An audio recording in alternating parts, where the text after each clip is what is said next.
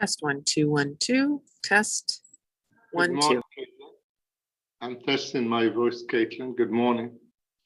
Good morning. Okay, it's working. Thank you.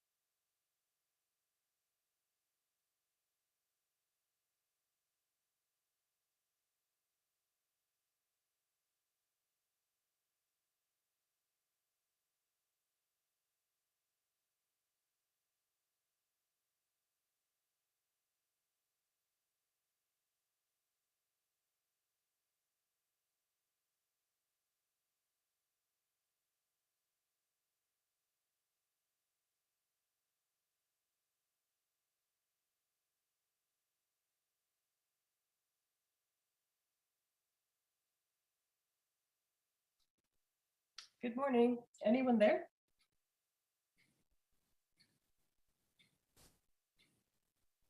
Yep, there we are.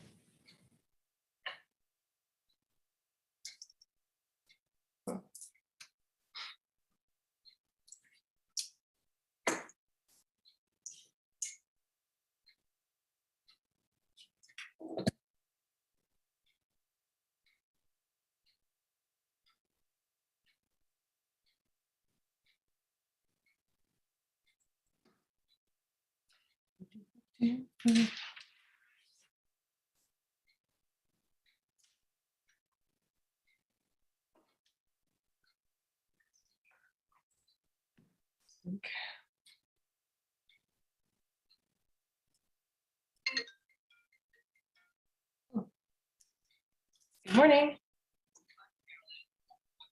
Hey,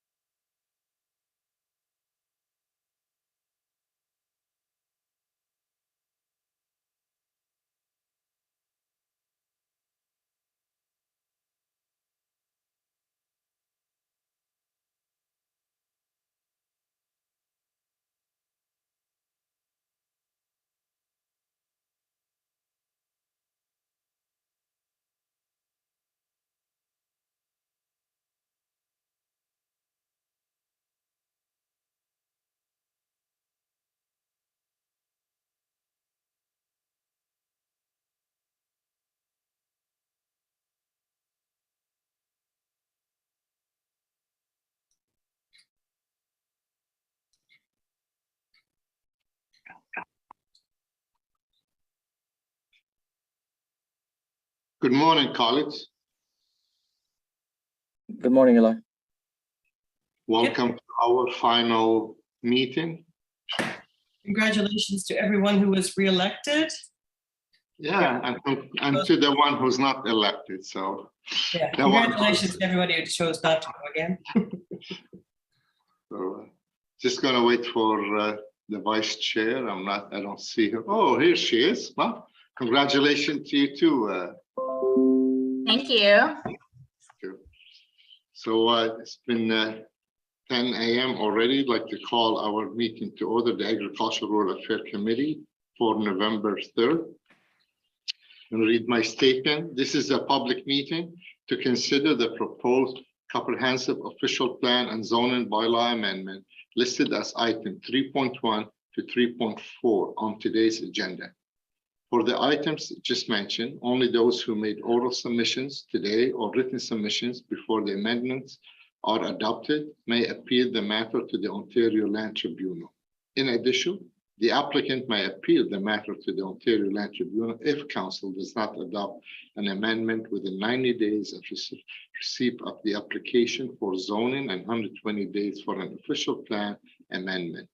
To submit written comment on these amendments prior to the consideration by City Council on November 9, please email or call the committee or council coordinator.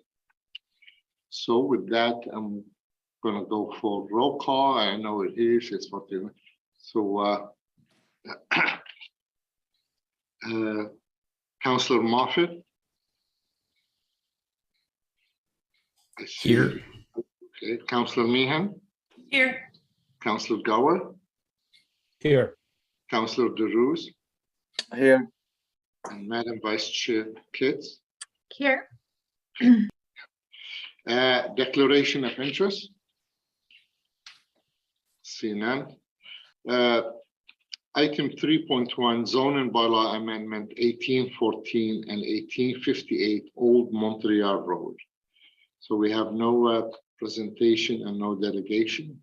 The report recommendation, item 1, that the Agriculture and Rural Affairs Committee recommend council approve an amendment to zone and bylaw 2008-250 for 1814 and 1858 Old Montreal Road, as shown in document 1, to recognize the approved lot line adjustment permitted additional land use in accordance with the official plan designation, and ensure that the vacant retained land is developed with a proper consideration for known and potential hydrological slope stabilities and environmental concern as detailed in document 2.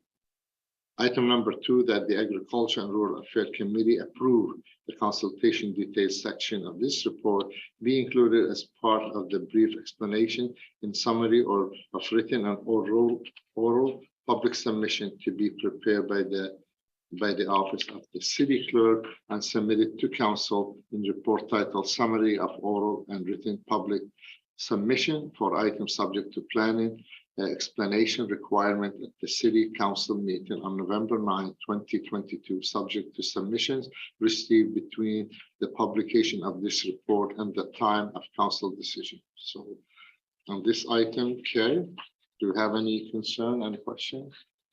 See none. So can we carry the item? Carry. Thank you. So item 3.2, and that's a zoning bylaw amendment for 7,700 Copeland Road. We have presentation if required, but I'm not sure if we need it. No delegation and no co-respondent. The planner is Mr. Adam Brown, and the report recommendation that the Agriculture and Rural Affairs Committee recommend council refuse an amendment to zoning bylaw 2008-250 for 7,700 Copeland Road as shown in document 1 to allow for construction of a single resident on lot where is within 150 meters of a land zone mineral reserve MR and mineral reserve subzone MR1 as detailed in document 2. And item number 2, the Agriculture and Rural Affairs Committee approved the consultation details section of this report be included as a part of the brief explanation in the summary of written oral public submission. So basically, it's the same, but I believe we have a motion by my colleague, Councillor Moffat. Councillor Moffat, go ahead. Thanks. So members of the committee might recall that I asked for this to come forward back on our July 6th meeting. So I asked for staff to bring forward a report regarding the zoning of this property. So I do have a motion that would seek to approve the amendment, the zoning amendment. So I'll just read it out and then I'll try to explain it a bit better. And so whereas staff recommended that zoning bylaw amendment for 7,700 Copeland Road be refused, such that a detached dwelling would not be permitted. And whereas despite staff recommendation, the subject property was created through a consent to sever in 1991 with the intention of it being a residential lot. And whereas there is a low likelihood of a new dwelling at this site negatively impacting future aggregate resource extraction in this area, therefore be it resolved that the Agricultural Rural Affairs Committee changed the report recommendation 1 to as follows. The Agricultural Rural Affairs Committee recommend council approve an amendment to zoning bylaw 2008-250 for 7,700 Copeland Road as shown in document 1 to rezone the property from RU to RU with an exception to allow for the construction of a single residential lot on a lot where it is within 150 meters of land zone mineral reserve and mineral reserve subzone as detailed in document 2. So ultimately, the only way to get this done is to actually get a zoning amendment. In some cases, you'll see applicants will go to the committee of adjustment and they'll have an impact assessment report done to show that development here wouldn't be impacted by future aggregate production or extraction. In reality, you can never say that there'll never be an impact of future aggregate, but we know that in this area, the likelihood of aggregate extraction taking place around this property is incredibly low. It has been zoned for for mineral extraction for some time, but it's not close to market. It is not a strong source of aggregate resource area. But at this point, it's still zoned the way it is. So ultimately, it's preventing this existing lot, this residential lot that was approved back in 1991, from being developed as a single home in that area. So this zoning amendment just seeks to allow the homeowner to go forward, sell the lot, build on the lot, as was intended 30 years ago. So Council Meehan, you have a question? How does staff feel about this recommendation, Councillor? Okay. Adam Brown's here. I mean, Adam it's, Brown. Okay. ultimately, if I could just, so staff are doing their job on this. Ultimately, that the policies that are in place, council approved policies, say that development cannot occur within a certain distance unless you can prove that there'll be no impact. There's no guarantee that there'll be no impact. We can't guarantee that. So staff aren't exactly in a position to support the recommendation, but council has the authority to provide exceptions where it's warranted. And I feel in this case, it's warranted. We dealt with a similar file a few months ago on Dwyer Hill Road that we approved an amendment down there as well for a similar idea, that a lot that was zoned or was approved prior to a mineral extraction designation across the street. So we've approved that. That actually lot is being developed as we speak. Okay, so let's hear from Mr. Brown. So further to what the councillor said, I think we'd be in a position that perhaps in the future, if the entire area was reviewed through the lens of the official plan designation, there could be a point in the future where this designation could change. Staff just aren't at the point where that thorough review of the encompassing area has been completed. So I guess I would say it's somewhat premature in our opinion to change it. However, there is a likelihood in the future that that designation could change so as to allow the residential development to take place.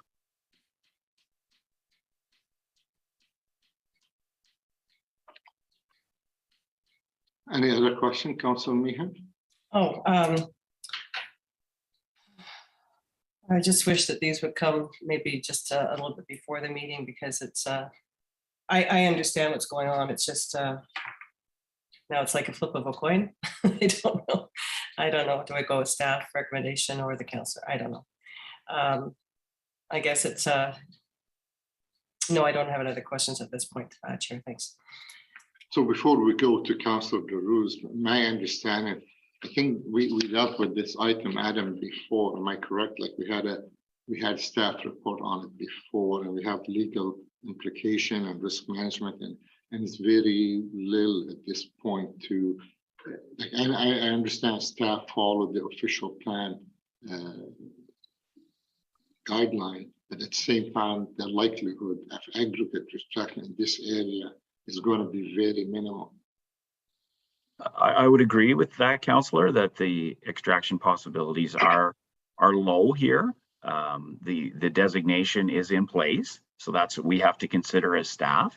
But to the motion that Councillor Moffat made, noting that the likelihood of extraction is low, I wouldn't necessarily disagree with that part of the motion, I guess is what I would say. Okay. Thank you, Mr. Brown. Councillor Darouz. Thank you, Mr. Chair. Probably my question will be also to Adam. I mean, how many of these situations we have in our rural area? I mean, how many times we have some resident that they disagree with the zoning or what they have around an aggregate resources, and are we setting the precedents now to open ourselves for an appeal from perspective of legal? Because it's like we're setting the precedents now. Okay, well, it's gonna come maybe on the official plan. Maybe you're gonna be allowed to do it in the future, but now you can. But it's okay. We're gonna give you a pass on it. Like I don't see why the rush, and I don't see if this is coming into the official plan to be changing. Why we're doing it right now?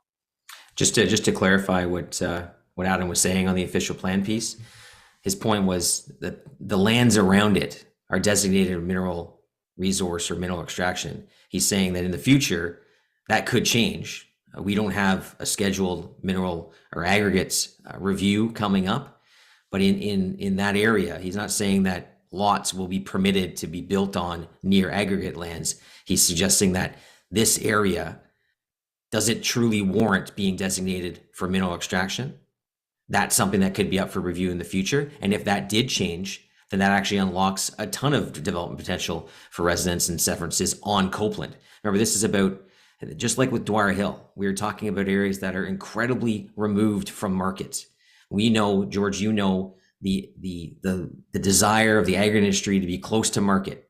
Copeland Road and Dwyer Hill Road are nowhere close to market, and they are not high demand properties for aggregate resource. Mr. Brown, do you wish to answer the councillors? The councillor made some good points there. I would also add that we did commission a mineral resource impact assessment as part of this review. And that assessment did say that there was low quality and quantity in this area. So the MRIA was mostly supportive. We could, that report could be fleshed out a bit better to support the development, but essentially the MRIA that was commissioned did note that with those low value, low quality resources in the area, this would be a very good candidate for reassessment in the future, and that the impact of developing the lot should be low on future extraction activities. But as staff, we did feel that that report needed a bit more work, but we did want to come forward to this meeting of ARAC to talk about it. But okay, Mr. Brown, one more question. Like, there is any other example in the city that we're facing with a similar situation? If we're allowing this right now and we're not waiting the proper time for us to bring it in, as much from my understanding, we're rushing it, put it through right now because it was not. We didn't flush it and we didn't work on the report. We didn't give it our time. But do we have a similar situation in rural area? It's going to help. It's going to open on us right now. And we say, we're going to set the precedence. We're going to have it in, like, let's say in Councillor Shantiri's ward, in my ward, or in Cumberland's ward. Like, we have those situations sometimes and they come and backfire on us. My question to you, from what you have in your hand and what you're seeing citywide application and issues we have, is this is gonna complicate things? Is this is gonna open up on us another can of worm that what we are, and that's what we are taking it from your hand. I understand staff cannot support it, and that's what it's coming to ARAC from a political. So we can support it and move forward with it. So I need to know from, do we have any similar situation, or are we opening ourselves on a can of worm? I would say that each situation is reviewed on an individual basis. So there are many, there are different resource quality levels, different types of resources, different quantities of resources throughout the city. So each situation is looked at with its own specific lens.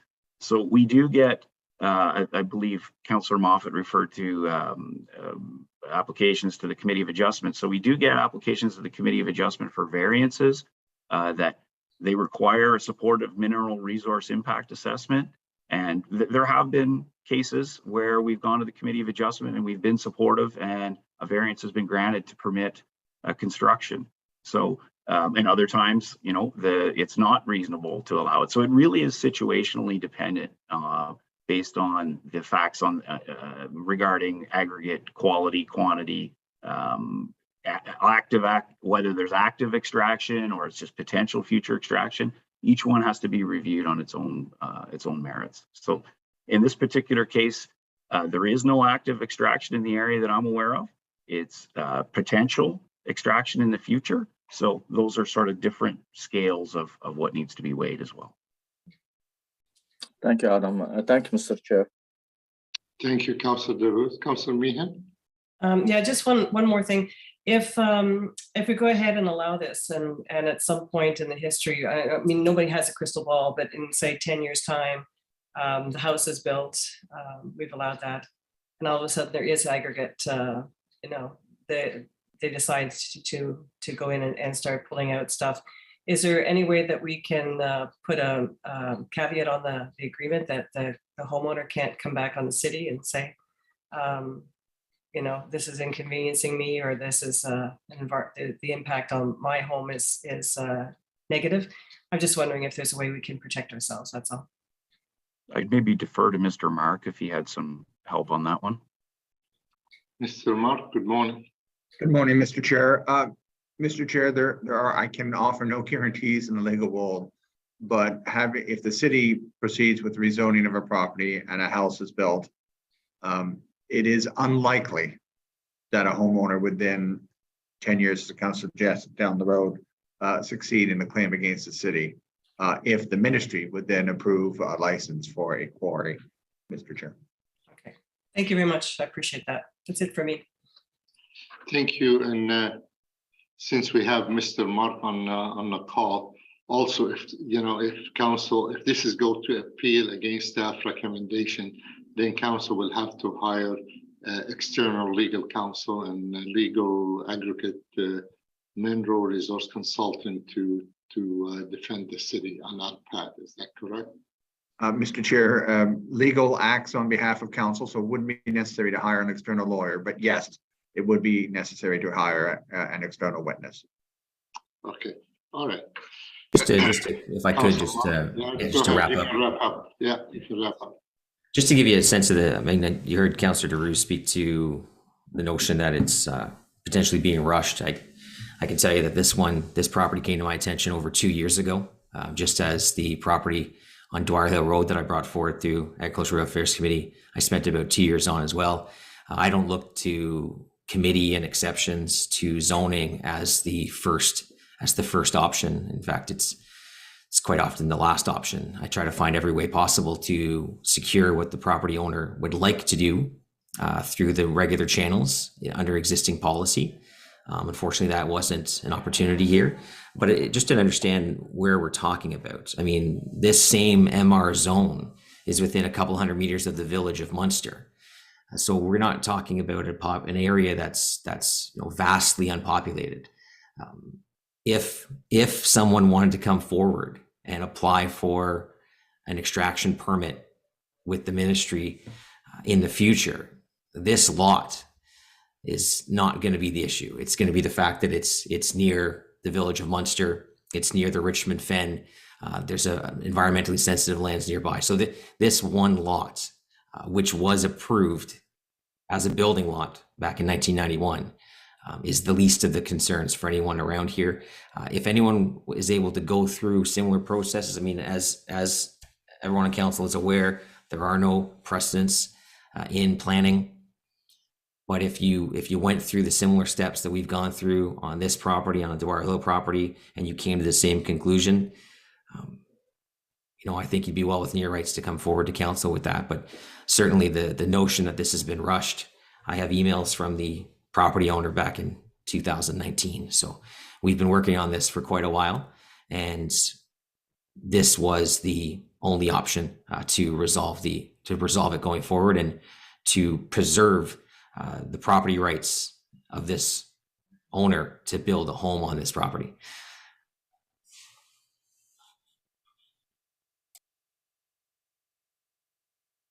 So any other question from my colleague? So what's in front of us here, therefore be it resolved that the Agriculture and Rural Affairs Committee changed the report recommendation number 1 to as follows. The Agriculture and Rural Affairs Committee recommend council approve an amendment to zoning bylaw 2008-250 for 7700 Copeland Road, as shown in document 1, to rezone the property from RU to RU to allow for the construction of single resident on the lot where it's within 150 meters of a land zone mineral reserve MR and mineral reserve subzone 1 MR1 as detailed in document 2. So on the motion, carried? Carried. Thank you.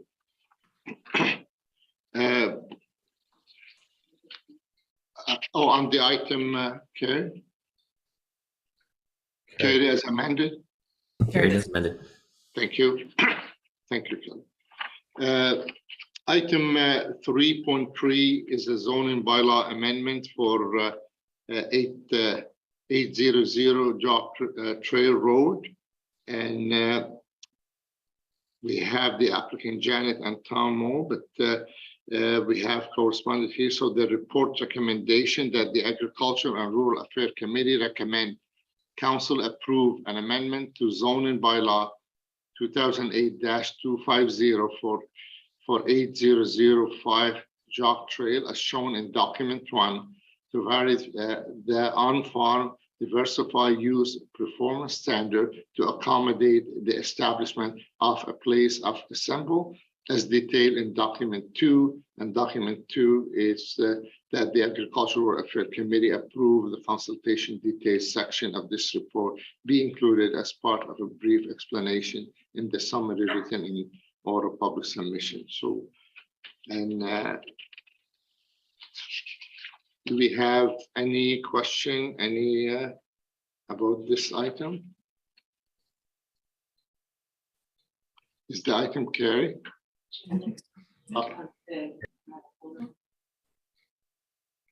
Oh, I believe that Janet and maybe Tom is with us. If we carry this item, do you still have to speak, or you like to speak if we carry the item? Janet, I see you on the screen. I don't see Tom, but. No, we're happy. All right. Thank you, Jim. I'm glad to hear you're happy. So, is the item carried from my colleague? Thank you. And you don't have to speak, Janet. Thank you very much for coming forward today.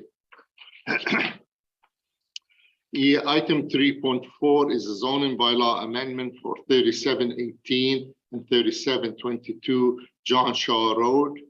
That's in West Carlton March. The report recommendation that the Agricultural Affairs Committee recommend Council approve an amendment to zoning bylaw 2008-250 for part of 3722 and 3718 John Shaw Road as shown in document 1 to prohibit residential development on retained agricultural land as detailed in document 2, and that the Agricultural Rural Affairs Committee approve the consultation details section of this report be included as part of the brief explanation in a summary of written and oral public submission. So, do you have any question, any concern about this item, or can we carry this item? We have no presentation, no delegation, and no correspondent on it. Can we carry this item? I think so. Carried. Okay, thank you very much. So we do not have in-camera items, and we have no one sign up for open mic. Do we have any notice of motion for consideration at subsequent meeting? It's none. So we need to adjourn from Iraq and stay on for the Court of Revision. So I need a motion to adjourn from Iraq. So moved by I'll move it. Councilor Moffett. Okay, or so we are adjourned, and now I'd like to call the next meeting for Iraq to be determined, obviously, with the new council and new committee. Now we adjourn from Iraq, and there's a statement I need to read. Is a statement, or I like to call the meeting to order for the court revision. Statement I'm going to read is the court revision at the beginning of the. Anyway, this meeting is held for the purpose of hearing appeals under Section 52 of the Drainage Act by owners of land assessed for drainage works under the engineer's report for Cranberry Creek Municipal Drain entitled Engineer's Report for a New Assessment Schedules under Section 76 of the Drainage Act, RSO 1990, CD 17 for Cranberry Creek Municipal Drain dated June 2022, and the decision of the first sitting of the Court of Revision dated September 23rd, 2022. This court will now convene for the second sitting of the Court of Revision under Section 46 of the Drainage Act. The following appeal been received by the clerk. Number one is Drew Hartman and Jay Tai. Appeal number two is Nafis Ahmed, and three is Peter Lenhout and Carol Woods. In order for an appeal to have a standing at the second sitting of the Court of Revision, the appeal must meet one of the following criteria. One, appeal was submitted to the first sitting of the Court of Revision, or number two, the assessment was adjusted by the court following the first sitting. The appeals listed previously have been received by the clerk, considered by the court, and legal counsel have been deemed to be not valid. This court confirmed its decision of the first sitting of the Court of Revision dated September 23rd, 2022. The decision rendered by this court might be appealed to the Agriculture, Food and Rural Affairs Appeal Tribunal within 21 days of the date of the mailing of the written decision of the second sitting of the Court of Revision.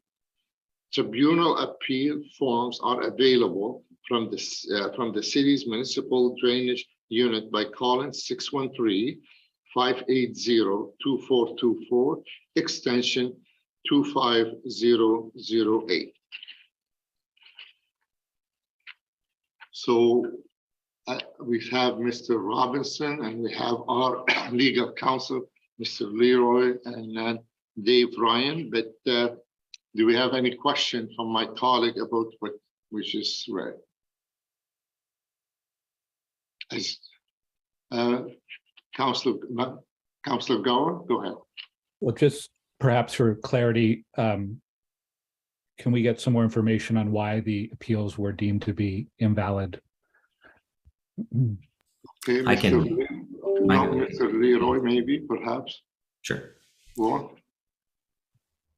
on. Good morning. So the appeals were deemed invalid essentially because the appellants had either not appealed their initial assessment to the first court, or their assessments were not adjusted in the first court.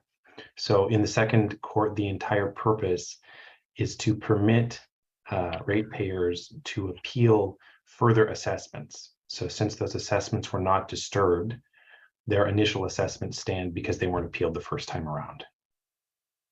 Okay, thank you. That's very clear. Thank you very much. Any other question? Okay, so Councilor Malfick, do you have your hands up? Go ahead. Yeah, I'll just say for anyone, if in case the appellants that we're not hearing, we're listening in, it doesn't, unlike other situations like through the Planning Act, you don't have to appeal to the Court of Revision to preserve your right to appeal to the Drainage Tribunal.